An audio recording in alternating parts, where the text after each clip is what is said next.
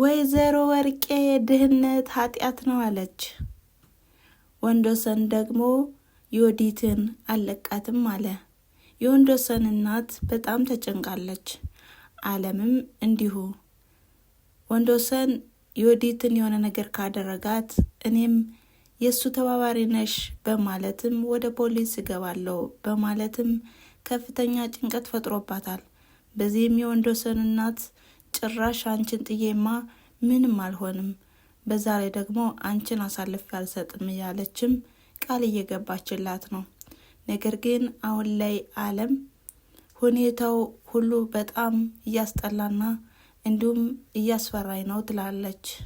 በሌላ በኩል ደግሞ የወይዘሮ ወርቄ ሰራተኛም ወይዘሮ ወርቄን ልክዋንም እየነገረቻት ነው። አንቺ እንዴት ነው ምንድነው የድህነት ኑሮ የጭቃ ቤት ሽታስ ምንድነው ነገሩ? እንዴት ነው ሽታው? እስኪ ንገሪኝ እያለቻትም እያናገረቻት ነው። በዚህም የወርቄ ሰራተኛ ማለት ነው በጣም ተናዳለች ማለት ነው።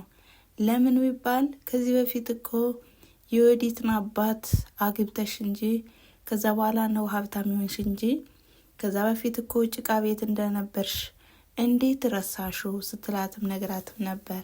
ነገር ግን ወርቄ አሁን ላይ ቤቱ እንደሚሸጥ እንግዲህ እርግጠኛ ስለሆነችና ልጇም ግዴታ ቤቱ መሸጥ አለበት ብሎ ስላስጠነቀቃትም እንዲሁም ለደላላም ስላሳየባትም በጣም ተጨንቃለች።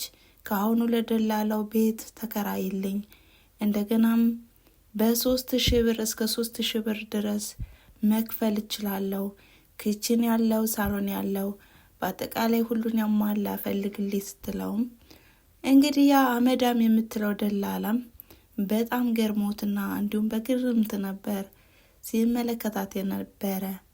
ለምንድነው ግን በእያንዳንዶችሽ ንግግሮችሽ አመዳም ነው የምትይኝ እያለም እየተናገረም ነበረ። እንግዲህ ወርቄ የለመደ ልማድ በጣም እያሳቀቃትና እንዲሁም አፏም እያሰደባትም ይገኛል። አሁን ላይ ወርቄ የዮዲት አጣብቂ ውስጥ መግባትና እንዲሁም ወንጀሏም ወደ ፖሊስ እንዳይሄድባትም ቤቷ ሊሸጥባት ነው። በሌላ በኩል ደግሞ አሁንም የወንዶሰን እናትና አለምም እየተመካከሩ ነው። ዮዲትን ወንዶሰን ከአንድ ክፍል ዘግቶም እያሻትም ይገኛል። እናቴን እንደዚህ ነበር ያደረግሻት፣ እንዲሁም አለምን እንዳሰቃይሻትም አሰቃይሻለሁ፣ እበቀልሻለሁ እያለም እየነገራትም ነበር። ወንዶሰን አሁን ላይ መስሚያው ጥጥ ነው። ዮዲትም የይቅርታን ነገሯንም ዝም ብላለች። ይቅርታ ብትልም የሚሰማ ሰውም የለም ነበር። ታዲያ ወንዶሰንም አሁን ላይ እናቱን ምንም አልሆንብሽም፣ አትሰቢ፣ ልኳን ማግኘት አለባት እያለም ቢያረጋጋትም እሷ ግን መረጋጋት አቅቷታል። ልጄ እስር ቤት ሊገባ ነው፣ እቺ ማትረባ ልጄን እኮ የሆነ ነገር ልታስደርገው ነው በማለትም ሀሳብ ገብቷታል። በሌላ በኩል ደግሞ አሁንም አጋቹ የያዘውን ሞባይልና ቪዲዮ ስጠይ በማለትም ወንዶሰን ጠይቆትም ነበር። ወንዶሰን አሁን ላይ ቪዲዮን ካልሰጣኝ ከኔ ጋር እንቀያየማለን ቢለውም እንኳን በጭራሽ አልሰጥህም፣ ይህን ቪዲዮና ይህንን አውዲዮ እኔ የሚገዛይ ሰው ስላለ እንዲሁም ልሰጥህም አልችልም በማለትም መልሶለትም ነበር።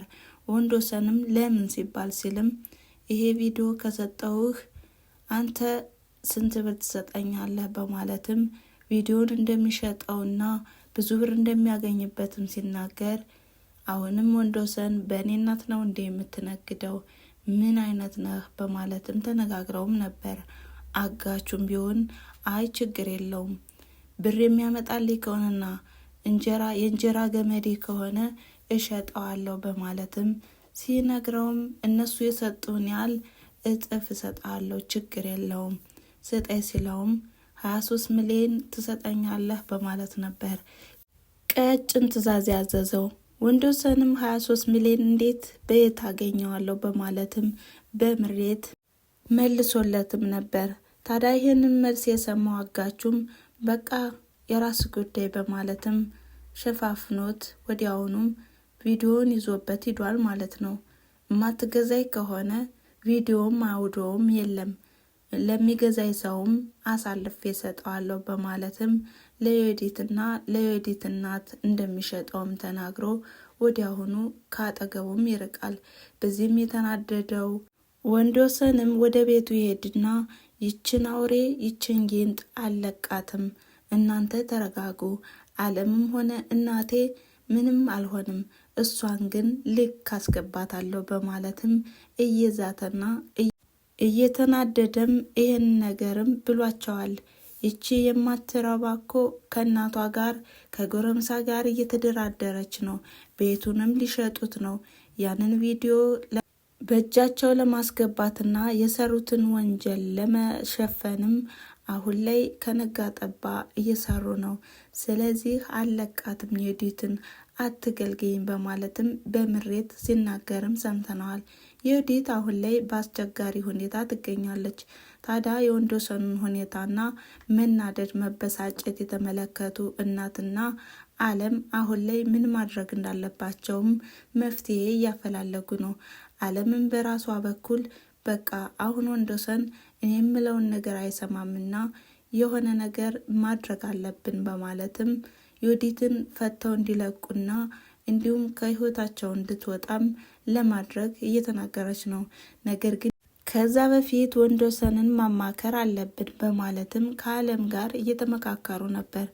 አሁንም ድጋሜ ሲያናገሩትና ፈተህ ልቀቅልን፣ እሷ የማትረባና እንዲሁም እንኳን ነቃልኝ እንጂ በማለትም ልጇን ብትለምነውም እንኳን እሱ ግን አሻፈረኝ ብሏል። ታዲያም አሁን ወንዶሰን ወጣ ሲልላቸውም ፈተው ለቀዋታል። እንዲሁም አለምም በጣም እየተናደደችና እየተበሳጨች መፍታት የለብኝም ነበር፣ ነገር ግን ወንዶሰን አንቺን የሆነ ነገር አድርጎ ወደ እስር ቤት ከሚገባ እንጂ በማለትም ወንዶሰን ካሰረበት ክፍልም ገብታ ልትለቃት ችላለች። ታዲያ ወንዶሰንም ወደ ክፍል በሚመጣበት ሰዓትም ዮዲት የለችም። በጣም ተናዶና እሳትም ለብሶ እሳትም ጎርሶ ወዲያውኑ የሄደው ወደ እነ ወርቄ ቤት ነበር። ታዲያ ወዲያውኑም ያገኛት ወርቄን ነበር። ወርቄ ልጅሽ የታለች?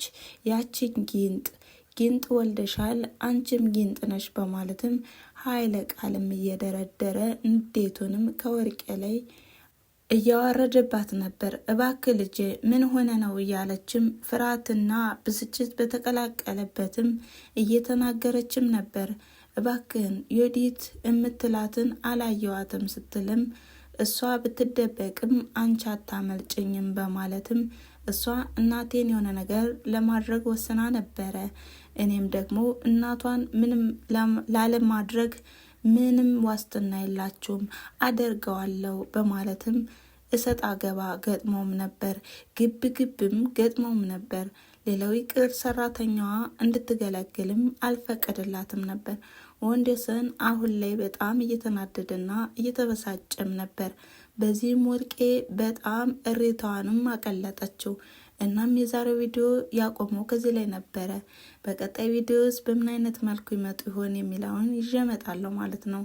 እናም ከእናንተ የሚጠበቀው ላይክ፣ ሼር፣ ኮሜንት እያደረጋችሁ አበረታቱኝ።